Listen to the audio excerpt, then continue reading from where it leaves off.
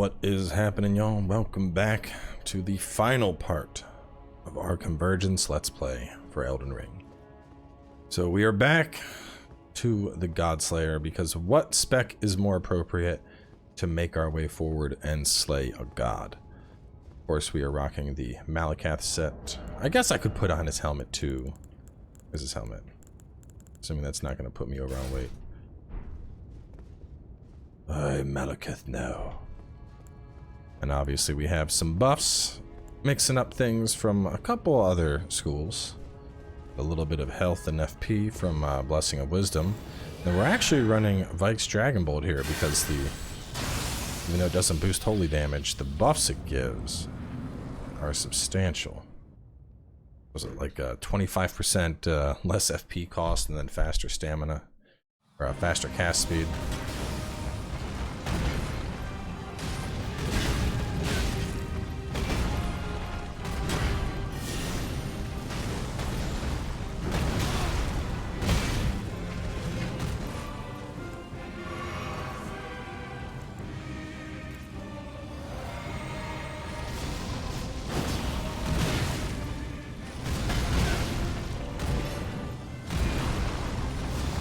Today aside, ow! Man.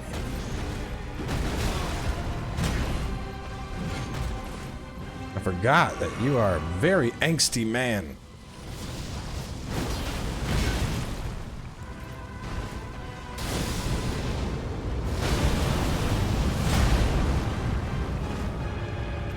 I can actually stun you.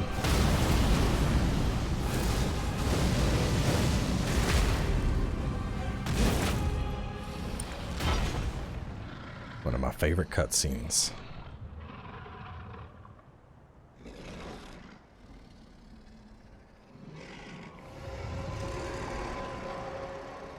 That will be all. Thou didst me good service, Sirach.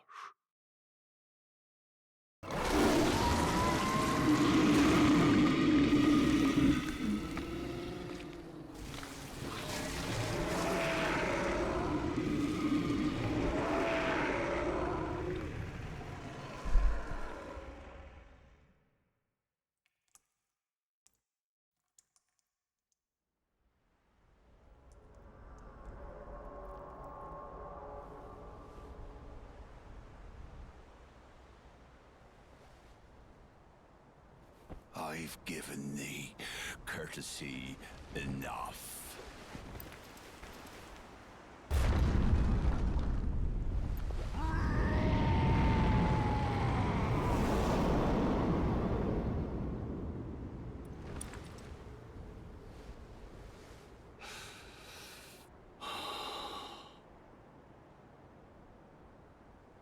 Now I fight just horror.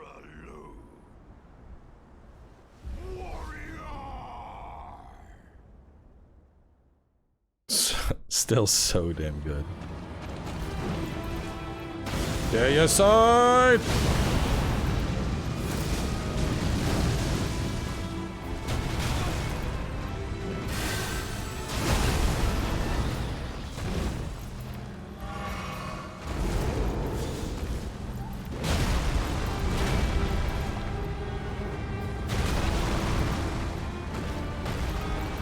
Oh, I might be dead here.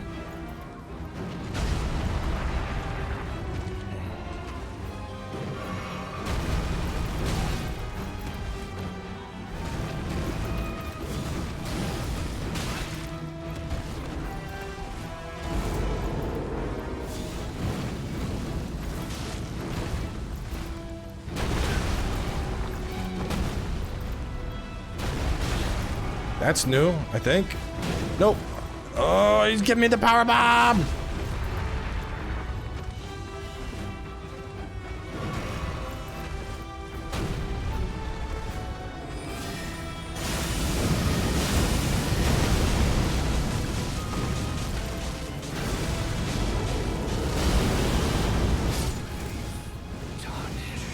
Got him.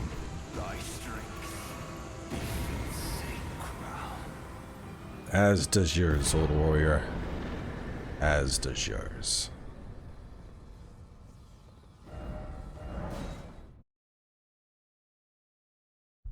I mean, what other game can y'all think of where the boss goes, okay, time to get serious? Just rips off his armor, throws away his weapon, and is like, let's go.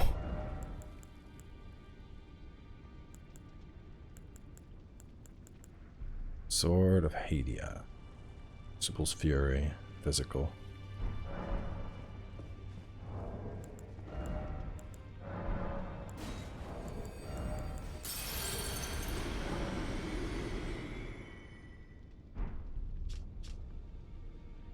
First among the Crucible Knights, he, like all of his kin, opposed the advent of the Erd Tree from the first. After suffering a defeat at the hands of Godfrey, he swore his allegiance to his former enemy, pledging that he would help defeat or convert the remaining Crucible Knights. Eventually, Godfrey would come to name him his first lieutenant before they both departed the lands between his exiles. When he swore his...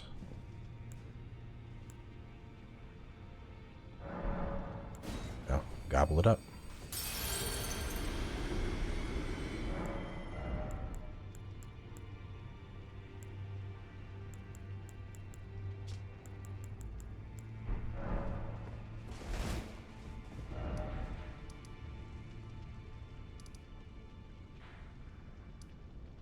Oh, I guess I didn't grab the grace. I just dipped right out.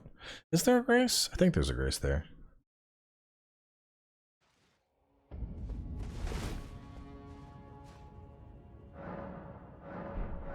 And what do I need besides more mind?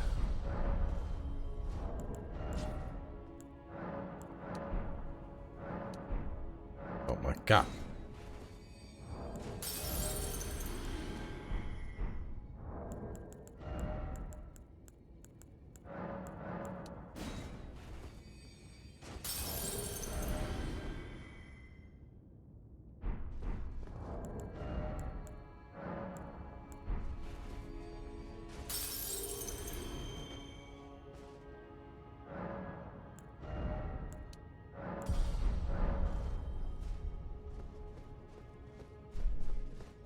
I kind of put on the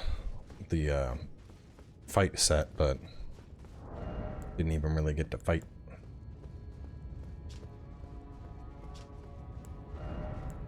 I put you on? No, I couldn't. I don't think there's... I'm trying to remember. I don't think I parry Radigan at all.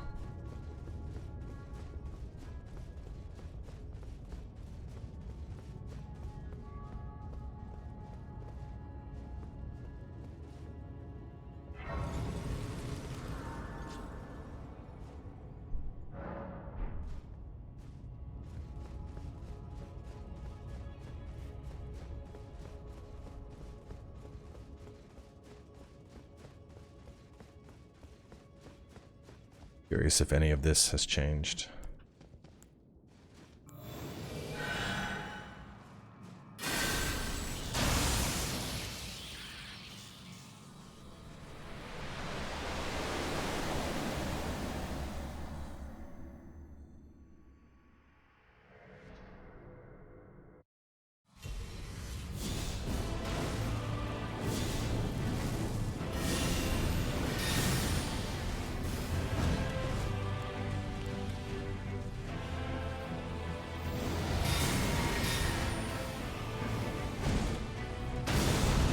To kill a god!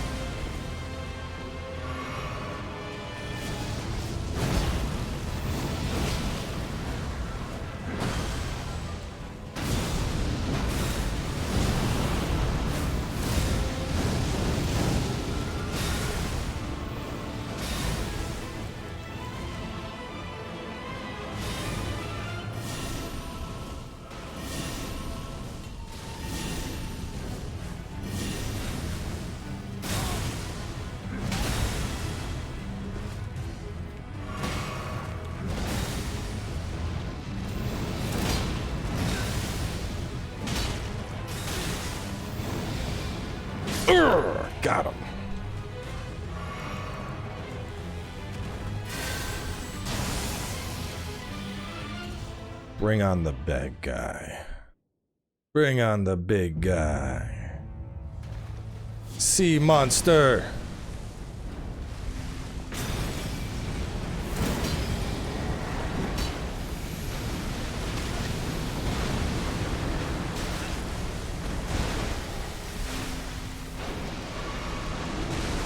Destined death comes for you.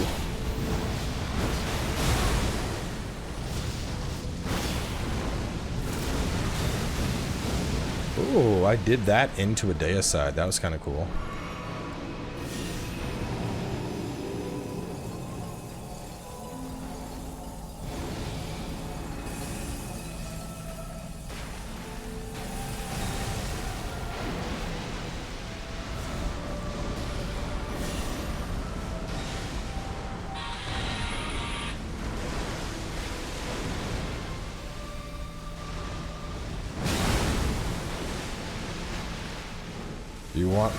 You want to see what I can do?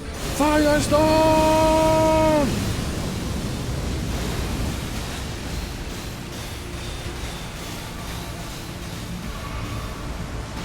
Now to kill a god! You cannot run from me, beast. The powers of slaying a god are too strong. And that is what a Godslayer does. Honestly, we just absolutely clowned on Elden Beast.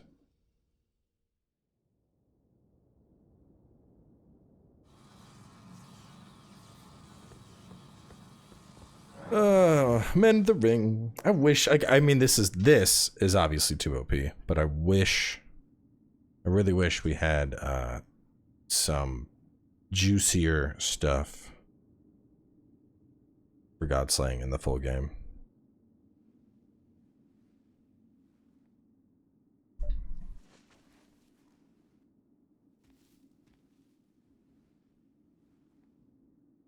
I guess we can just watch the,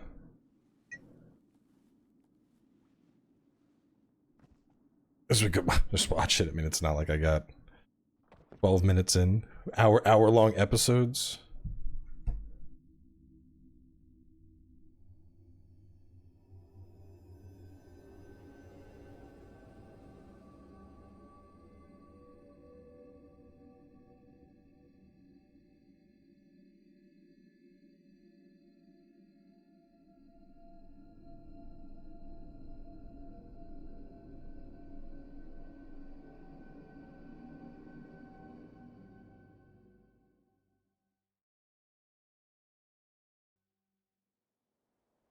The fallen leaves tell a story of how a Tarnished became Elden Lord. In our home, across the fog, the lands between.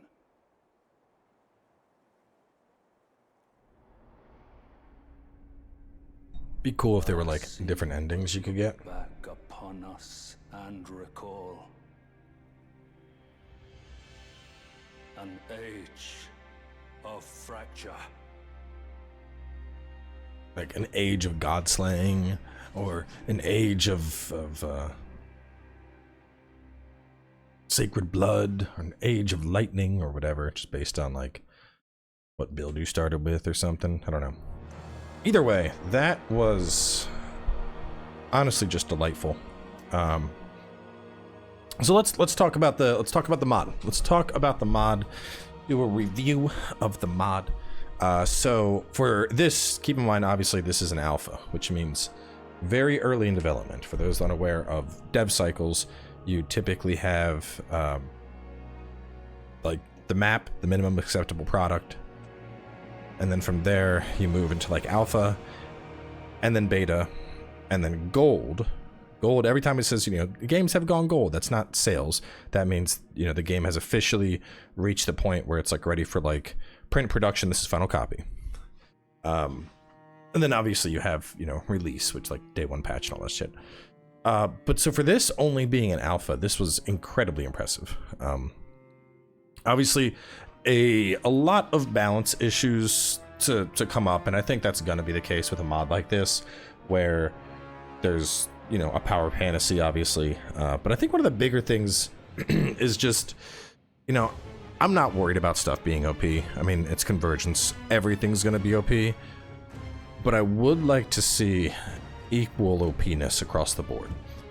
Just kind of thinking back to like the various builds that we did as we played through this, and I think there were very, very clear winners in terms of how strong something was. Like Godskin was incredibly strong, probably one of the strongest style builds in the game.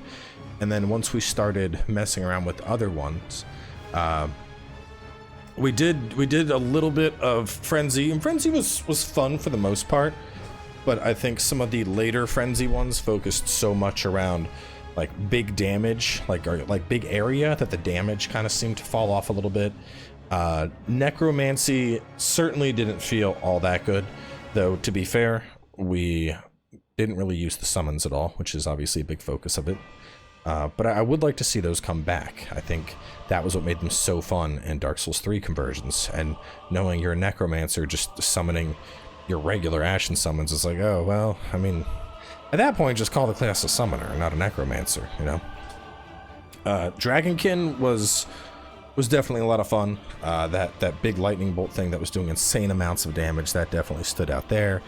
Thinking about the Aberrant, the Bloodthorn build, there was a lot of really cool stuff there. Some of that stuff was just like, base game needs this. That was definitely really cool. Bloodflame obviously was, I think Bloodflame was the one that I found to be most comparable to Godslayer in terms of its raw potency, and I really liked how they worked in the health loss, because that stuff was powerful enough to where like the health loss, I think that makes it understandable. Whereas with Godslaying, is really no downside. And then of course we had the shock build, which I think was a little more balanced compared to others, although Electrocute Perma Stunning Millennia was pretty funny. But so there's definitely minor differences between these various casting builds that I think stood out, where some were clearly stronger than others, especially in terms of the buff. I think there were certain buffs that were far and beyond better than others. I think an excellent example of this is, look at the Godslaying buff. At the end, I just straight up replaced it with the buff from the lightning tree. The lightning buff was, you know, lightning damage increase, which was the same as the holy damage increase. But it took 25 off of casting cost, and it gave you a 40 to cast speed increase. Whereas Gloam was like 10% off casting cost and 10 to your absorption. So it's like, as a cast build, I mean, that's an obvious no-brainer. I'm going to take the thing that's giving me massive FP reduction. And I get it, you know, differences between different specs, but at the same time, if you were to tell me, all right, option A is 25 off your casting and 40 to your cast speed, or option B is 10 off your casting and 10 to resistance, 10 to absorption is not that valuable. 10 to absorption does not offset an extra 15% saved on FP and a cast speed boost. So I definitely think the buffs for the classes, I think those need to have a little bit more time spent on them, which I believe will happen. Obviously, this is alpha. In terms of weapons, it was very clear what classes got love with the weapons. And to be fair, there were some, like the Godskin stuff, there was already a lot of Godskin stuff in the game. Briar weapon was super cool. The axe and the teleport sword, those were super cool. The Cyclopean thing was super cool. I would like to see more of that, though, for sure. I think more unique-esque type weapons, or unique weapon arts. I didn't see too many weapon arts, and given I was so focused on trying out these new unique weapons, that the idea of the arts never really bothered standing out to me, and I think that's going to be the case in general. But I think more unique weapons is good. A good example is like looking at the Frozen Lightning. And we're like, well, you already have Dragon Scale, so we'll give you like, there was like a sword you could get, but it was basically just like the Lazuli straight sword, and it's like, that's in the game. We don't want this. Why would I want this when I could have, you know, super mega Cyclopean sword that shoots out a pillar of flame, you know? And so I think a lot of that is probably just lack of development time. I think certain specs obviously got a lot of attention first. Blood Flame and Frenzy really stood out as, you know, they had their stuff fine-tuned. There was a whole other Frenzy weapon that I didn't really even mess with, the Collige. So some builds are getting a lot more love than others, which is to be expected in development. In terms of reworks, the reworks we got to see, I thought were pretty impressive. I really enjoyed how we went through the depths, and it actually felt like we were playing through a zone versus just kind of wandering around in an open area and doing different things. Same with Redmane Castle, very, very progression based. Same with Lake of Rot, and I like that a lot. You know, I don't think they need to redo Legacy Dungeons. I think that would be too large of an effort. But there's a lot of areas that, seeing how they changed those areas up, that was really delightful. I had a lot of fun doing that, and it really did feel like a completely fresh experience of existing Elden Ring content because of that. So all in all, I mean, this was just fantastic. This is definitely something that I'd like to come back and play after they've had more time with it, probably when it gets around the like beta phase or so, after they are feeling closer to getting to launch. But yeah, this was, I mean, I can't give enough recommendations to this. This was just genuinely a very fun time, and definitely a mod that I think, if you have PC and you have the opportunity to try it, I would highly recommend this. More so than the other mods. I mean, you know, playing with Reforged, like, there were some cool mechanical changes that I got to experience with Reforged. And the randomized loot mod, that was, you know, it was cool. There was some stuff, whatever. But this stood out by and far on a completely different level from those mods. This felt like, you know, we're here to make a new game, almost. Oh my god, look at that. Ending exactly at 150? Bro, it's fate. The meta level's determined, what can I say? Anyway, we're gonna wrap things up. This has been a really fun series.